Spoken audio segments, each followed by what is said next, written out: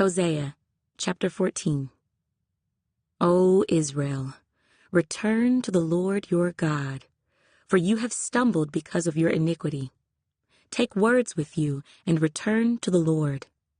Say to him, take away all iniquity, receive us graciously, for we will offer the sacrifices of our lips.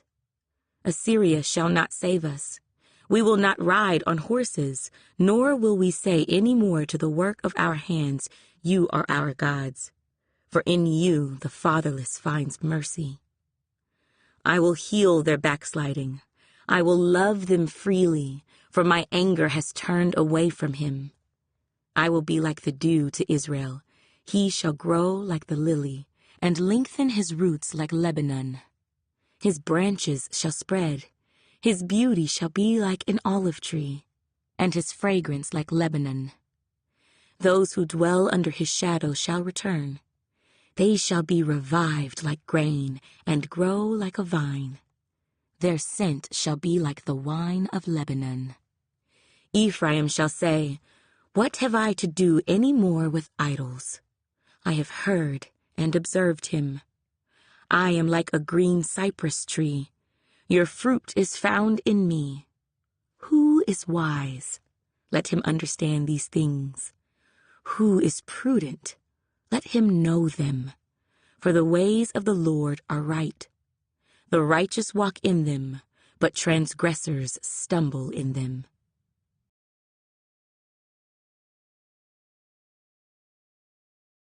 Who is a God like you, pardoning iniquity and passing over the transgression of the remnant of his heritage? He does not retain his anger forever, because he delights in mercy.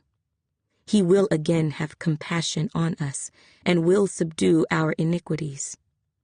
You will cast all our sins into the depths of the sea. You will give truth to Jacob and mercy to Abraham, which you have sworn to our fathers from days of old.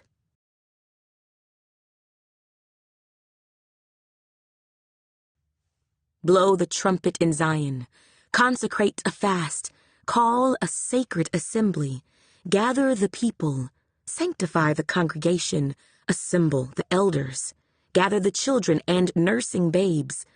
Let the bridegroom go out from his chamber, and the bride from her dressing room. Let the priests who minister to the Lord weep between the porch and the altar. Let them say, spare your people, O Lord, and do not give your heritage to reproach, that the nations should rule over them. Why should they say among the peoples, where is their God?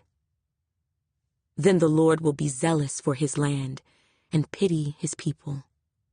The Lord will answer and say to his people, behold, I will send you grain and new wine and oil, and you will be satisfied by them. I will no longer make you a reproach among the nations.